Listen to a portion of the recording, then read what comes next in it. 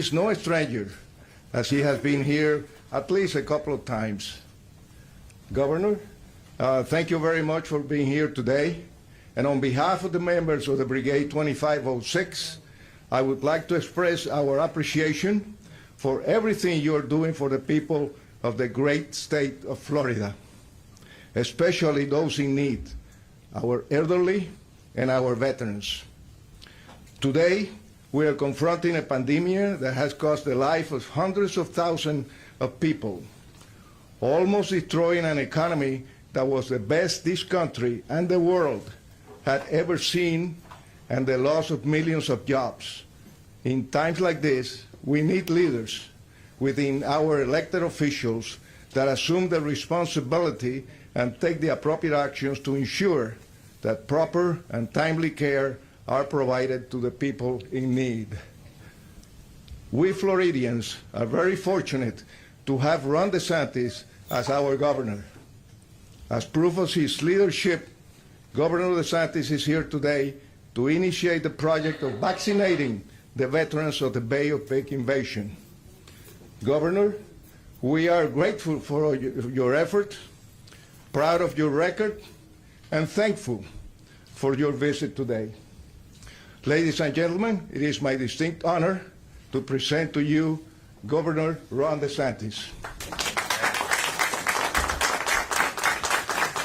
Well, thank you. Thank you. It's so good to be back. Jeanette and I were talking about, I think the last time we were here was during the campaign when we did the Lieutenant Governor announcement, and it was packed to the brim, and there were a lot of people outside that have different opinions. So it's great to be able to be back and be able to make a good announcement about some of the things we're going to continue to be doing with the vaccines. I would be remiss if I didn't, as a proud Floridian and a proud native of the Tampa Bay area, just to say that when you win a Super Bowl with a 43-year-old quarterback coming in who has a pretty doggone good career up to this point, and you do it on your home stadium, and you do it against the defending champion, it was really, really exciting last night. And the defense, but there's all kind of great things, coaches, all that.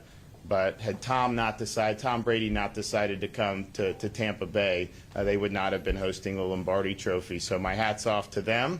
And I think the two greatest team sports achievements in the NFL history are the undefeated Dolphins and Tom Brady winning a 7th Super Bowl at the home stadium at age 43. So not bad for the state of Florida, especially when you consider all 4 major sports had a Florida team in the final game. We won the Stanley Cup, obviously the Super Bowl. NBA had the finals, and then also Major League Baseball. So it's really, really good. It's also good to be here at see the Bay of Pigs Museum, members of Brigade 2506.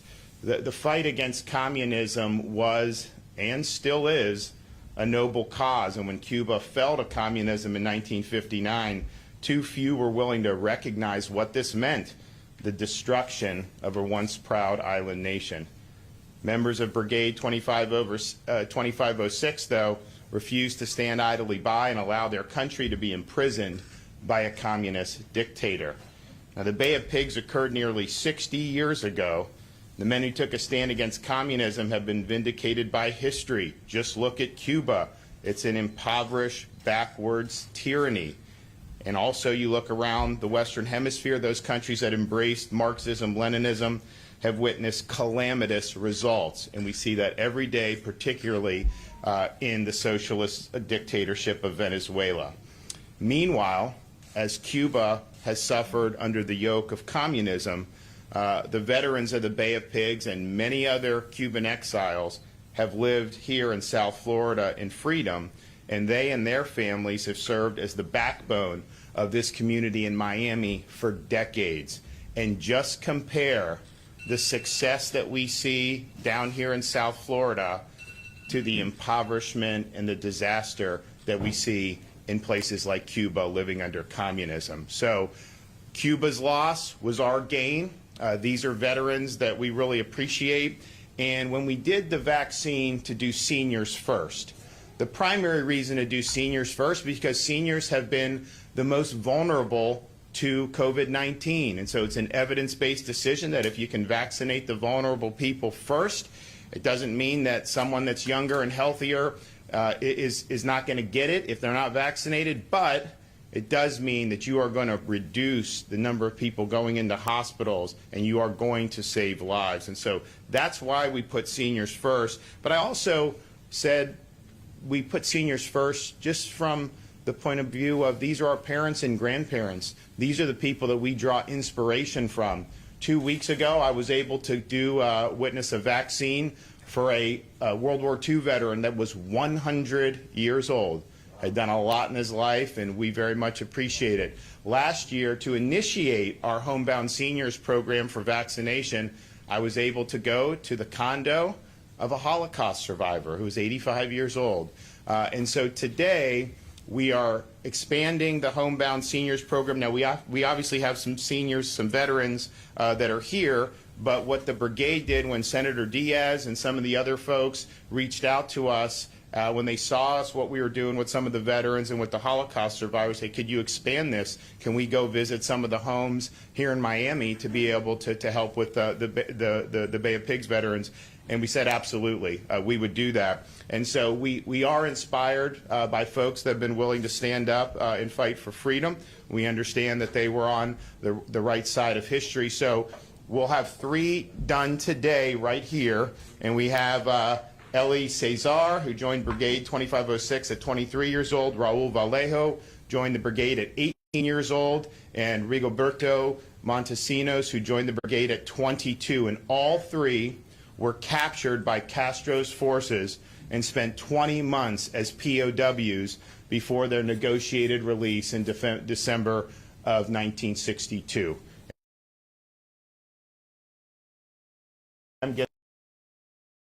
We will also have other Bay of Pigs veterans and their spouses will receive it in the comfort of their own homes as part of the pilot project to be able to bring vaccines directly to seniors in their home, and I'm really excited to be able to do this. We also are continuing to make more progress in terms of vaccine availability. We got 307,000 for this week that ended I guess today, because we get the new ones later today or tomorrow, and we're going to actually get almost 330,000 for next week. So that's something that's really, really good. We also, because we have some more vaccines that we can put, we're going to do an additional site in Miami-Dade County for underserved neighborhoods. And we're going to announce that within the next day or two, but we're going to try to do 200 seniors a day, 7 days a week, in an area that may not have as many people that have been vaccinated, and that'll be something that'll be very, very important. We also have two major drive-through sites, Marlin Stadium and Hard Rock Stadium. We just doubled the lanes at Hard Rock Stadium, and we're also looking to be able to expand into Miami-Dade County the retail pharmacy program. So we had worked with some of the state's allocations with Publix. Those were generally in counties that didn't have as much healthcare infrastructure as Miami-Dade, and so we focused on high percentages of seniors, more mid-sized counties. Palm Beach was the first really big county we've done. It's been very, very successful. Palm Beach, we have over 40% of the seniors that have gotten shots, and I think Palm Beach per capita is probably one of the top performing counties because it was in 67 Publixes right in Palm Beach County. So the federal government, and we've been waiting for when this was going to happen, they have a pharmacy program that they have been telling us for many weeks now they were going to turn on. These are doses that are over and above what the state's allotment from the federal government is. So if we're getting 325,000 doses, that'll be distributed. The pharmacy will be on top of that, and so it doesn't come out of our allocation. So we think that that's something that's really exciting. So we're going to be making announcements on where those are, but we are going to be continue with Publix, but we're also going to be doing Walmart, which is something that's in a lot of communities. And actually, there's some communities that don't have a Publix, but they do have a Walmart, and we're working with Walmart to be able to make the announcements. But clearly, because we did the Publix in some of the smaller or medium-sized counties and didn't get it into Dade, we're definitely going to get retail pharmacy into Miami-Dade County. So we'll have an announcement on that, but I think that's another way where seniors will be able to access the vaccine. We're about 1.5 million reported seniors have received at least one dose. We're about 3 million total doses that have been administered. Of course, the reporting's lags on this by many days, so we're probably well over 1.5 million seniors, which is, we're a third or more of the seniors in Florida have gotten one shot. And of all the vaccines that have been administered, we're close to 75% of all vaccines that have been administered have gone to senior citizens. That is prioritizing the right groups. That is focusing on where the risk is.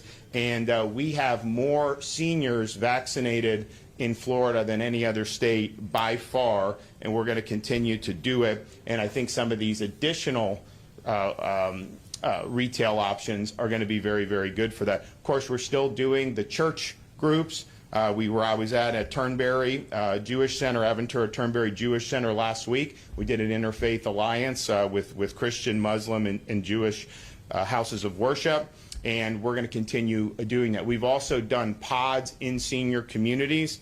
So we were in, actually we had one in Broward last week. We were in Sun City Center over in the Tampa area. We've done it in the villages. Actually, we did Kings Point up in Delray Beach. So when you have high concentrations of seniors, we can go in, set up, let thousands of people come in over a few days and really get a lot done very, very quickly. We also, I'm a little disappointed, quite frankly, we're excited about the Johnson & Johnson vaccine, which will be able to add our capacity to be able to administer vaccines. I'm a little bit perplexed as to why they would set the end of February as the date to be able to make this decision. We already have data coming in. They filed an application for emergency use. We understood it wasn't going to be like a 24-hour process, but they've set the date for the very end of February. I think that in these times, working around the clock is something that you should be doing to be able to get these things approved as soon as possible. So hopefully there's a way they'll be able to prove it before then, because this is like almost 4 weeks that they will have allowed this to go, and I think we want to get the J&J. So the question with J&J, one dose, which is very good. You don't have to get a booster shot. You don't have to freeze it, so it can be in normal refrigeration. It could be in a doctor's office. It could be wherever you want. I think it's something that will have universal application. The efficacy, I think, has actually been undersold. It's 66% against infection, but after 28 days, it was 100% prevention of death and hospitalization, which is really what we're, I think, really looking at here. So that's going to be a good tool, and I think the question is, when are they going to do the EUA, and is there any way they could do it sooner? But then once they do it, whatever is available will ship the next day, but how much is that? Is that 1 million for the whole country? Is it 10 million for the whole country? If it's something along the lines of 10 million, Florida's share would be pretty meaningful. If there's only 1 million doses, we would obviously use whatever they gave us, but it wouldn't be quite the game changer right off the bat. We also are watching Pfizer with the increased production and some of the things that they have said by May. If we start getting more and more Pfizer, we have a lot of capacity to store it in the -70. People have these freezers, people have invested in them, and we'll be able to put that to good use. So we want to make sure that we're keeping an eye out for that. But I think what's going to happen is when all the vaccines got dumped in Christmas time, obviously the hospitals were doing what they were doing, but they didn't really pick up until the new year. So initially it was like, okay, there's these vaccines, they should all be going. Then things started picking up, and you were doing 350, 400, 450 a week of initial doses, but the supply was not 350, 400, 450. It was about 250,000 a week. We were getting 266. Now we're finally over 300. So you have a lot of demand, and the supply isn't quite there. But what's happening is, as more and more seniors get the shot, it softens the demand a little bit. We still have a lot of people on the website and everything, don't get me wrong. But I think what will happen is, as we get through more and more seniors, you'll see the demand start to soften. If you start getting more and more Pfizer coming in, and you get Johnson & Johnson, then all of a sudden you're going to be getting more and more doses. And so it will probably be a little easier to be able to get these appointments, and I think for seniors there'll be more availability. Then, once that demand signal is a little softer, then you look at expanding this into other segments of the population. But our view is seniors first. We're not going to rest until every senior that wants a shot gets a shot. I think we'll be able to, if we can continue to get 300,000+, if we do get J&J, if we get some more Pfizer and the federal pharmacy program on top of all of this, we're going to be in much better shape in terms of the supply than we were a couple weeks ago. So all in all, I think that this has been something that's given people a lot of hope. Of course, if you look at the COVID metrics nationwide, I mean, it's going down all across the country, which is a really good sign. In Florida, I mean, we've had, I think, a 25, 30, 35%, something pretty steep drop in the COVID patients being treated in Florida hospitals statewide. And even in Miami-Dade, I think the hospital census for COVID reached about half of what it was over the summer when we went through the winter season with this. And so I think folks here have done a really good job. So I think there's a lot to be excited about. We just got to keep plugging away. This program is another way that we're trying to do it. Go to churches, go to synagogues. We were out at Pahokee in western Palm Beach County visiting an underserved community. We have retail sites. Hospitals are still doing a lot. And if you look, the hospitals are doing a lot of the second doses now because those are coming due. So you're doing 50, 60,000 second doses a day, which is really, really good. So we're running the gamut on this, and we're going to continue to do it until our seniors get what they need. But I'm excited to be able to be here and to see these shots go. So do we have Moderna or Pfizer? Pfizer, okay. Their shot, and then we'll make sure that you get the appointment for 21 days to be able to get the booster shot. So do you guys want to go ahead and do the thing? I guess they've already signed their consent forms, so they're ready to go with that. And now I guess you guys are ready to do the poking. Okay. Oh, cool. Oh, well, this is much better than mine. Thank you. Thank you. Yeah. Hey. Governor, thank you so much for being here and all the help you give in Miami. Yeah, of course. You've taken the right approach. We absolutely support your seniors first. You know, we got the majority of seniors in old Miami-Dade right here in the city of Miami, in this district. So, all the help you can give us, we'd be very grateful for you. We're going to do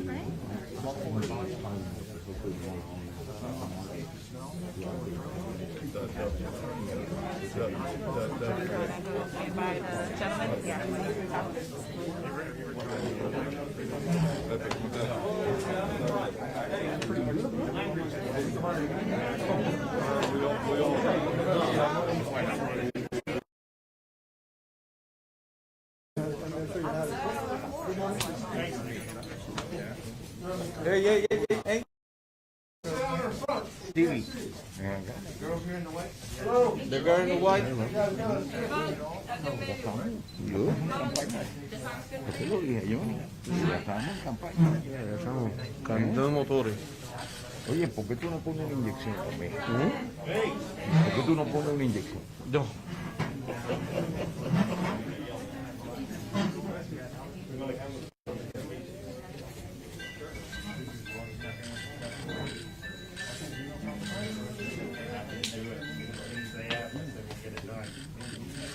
Okay, you ready? No, that's what these guys can handle a lot more.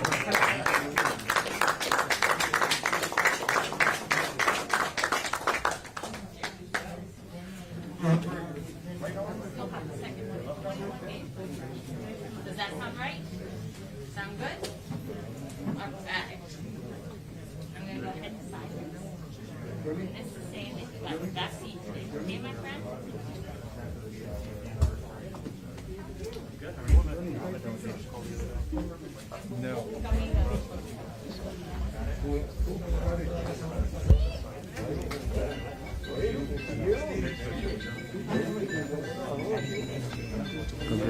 Their name was ringing around this morning. It's ringing all around.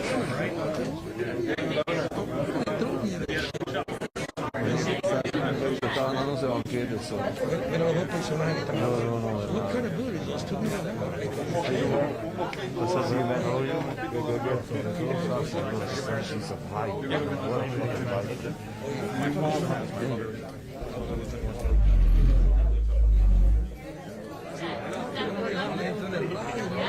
Free. No, right behind you. ayúdame. Okay? You call me, you know, I'll call you. Whatever you need to call. Yo te voy a quedar arriba seguro. Probably in a couple of weeks, ¿oíste?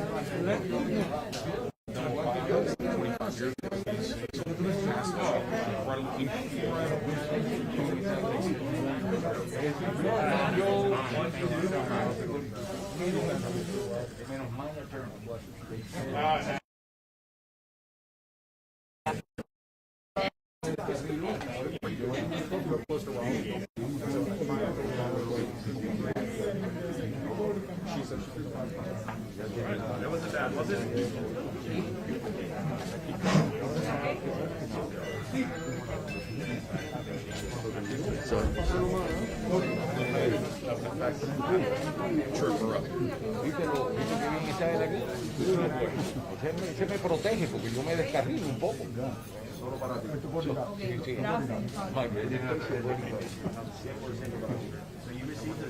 Oye, gracias, que hiciste posible esto. Amén. Gracias. Infante que están vacunando la placa para